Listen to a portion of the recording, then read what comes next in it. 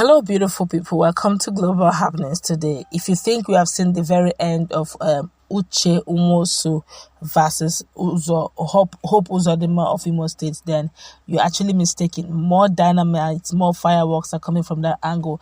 A 7-day ultimatum has been issued. A lot of things are going on in the background. We're going to give you an update on them all. But before we do that, we'd like you to subscribe to our channel by clicking on the red subscribe button beside it. You see a bell notification icon. Please go ahead, click on it to get notified as soon as you update our channel on YouTube. Well, barely 1 month after mobile policemen reportedly stormed the St. Peter's Anglican Church, Eziama Abaire Inquiry Council of Imo State and abducted the 2019 Action Alliance AA governorship candidate Uche Nwosu, factional president general worldwide of the Apex Igbo socio-cultural organization as Ohaneze Ndigbo, Chief Chidi Ibe, has called on the Inspector General of Police to commence a thorough investigation on the matter to unveil the abductors, their sponsors, and bring them to book. Nwosu was on Sunday, December 26, 2021, whisked away by policemen while on a special outing church service in honor of his late mother, Jemima Adanwenze Nwosu. Ibe, who spoke to newsmen in Owerri, insisted that the outcome of such an investigation should be made public, while the identity of the perpetrators of the dastardly act should equally be exposed for the information of Ndigbo and all lovers of humanity at large. Ohaneze Ndigbo chieftain warned that should IGP fail to do this within 7 days, the Igbo Apex umbrella body will be constrained to commence legal action against him, which will also be followed with a protest march in various parts of the southeast. The IGP must unveil the perpetrators and the sponsors of that heinous crime and bring them to book because they desecrated the house of God, which is an abomination among the Christendom. Chief Ibe, who took exception to the human treatment method to Nwosu, the commando-like operation with which he was taken away by unmarked policemen, and the periodic issues associated with, wondered why the former AA governorship or gubernatorial candidate was ferried to Abuja through Akanu Ibiam Airport instead of the Sam Mbakwe International Cargo Airport in Owerri. Describing Uche Nwosu as one of their critical stakeholders of Igbo nation who had done a lot to uplift his people, Ibe pleaded with the IGP not to allow those in positions of authority to influence him into sweeping the matter under the carpet. The Ohaneze chieftain, who demanded an unreserved apology from the abductors and sponsors of Chief Nwosu, fondly called Ugwumba, the Christian world, and the Eziama Obere community for what he described as sin against the Holy Spirit, saying IGP is somebody who has integrity and we trust and believe that he will do justice to the issue at stake by exposing the perpetrators and also bring them to book. That's quite a tall order. It's not impossible, but judging by the dynamics of the politics being played in Nigeria, it's a big one. I must say it's quite a big one, because the truth is there's more to this than meets the eye, and it's not like it was not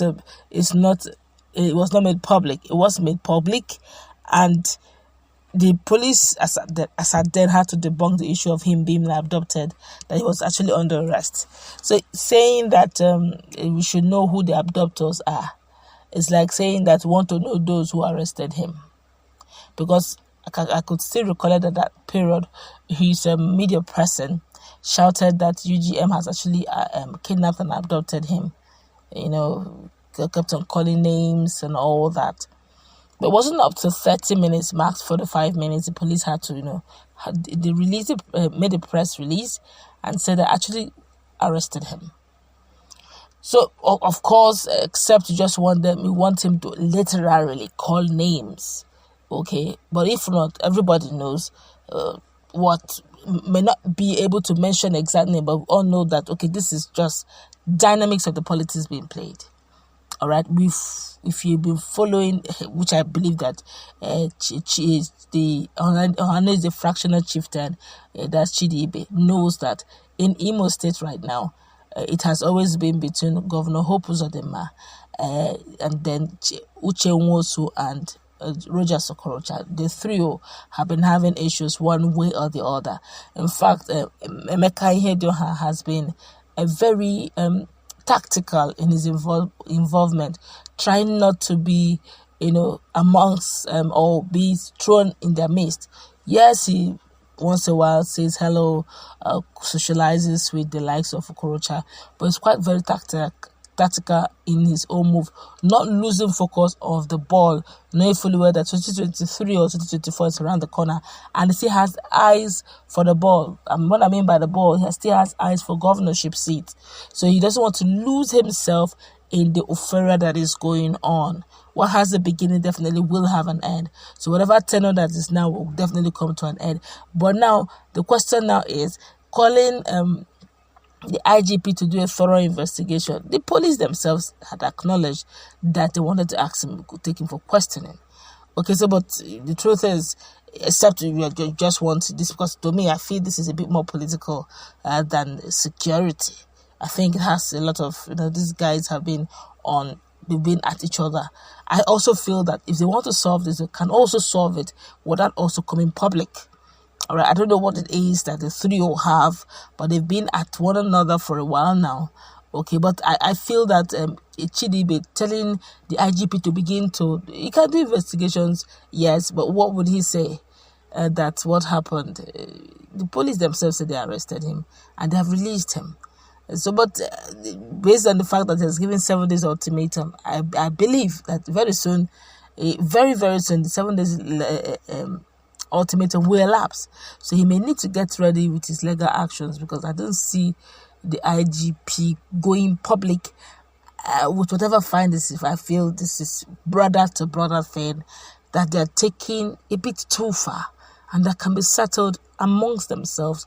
They should meet their kindred, or whoever it is they respect amongst themselves, that will wage in. Because the truth is, when two elephants go into some sort of squabbles, the grass suffers. The grass right now, I'm not calling Imolites grasses, but I'm saying, using that idiom, using that proverb, the grass right now is the Imolite. Why the two, they are all, having issues, whatever, how it got to this place, we do not know.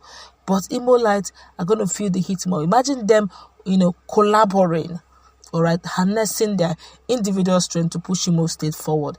Imo would have been a beautiful heaven to dwell. That's where we're going to wrap it up. I guess the 7 days is about around the corner. We'll get you updated as soon as the legal tussle begins, if it will begin. Let's meet in the comment section. What's your take on it?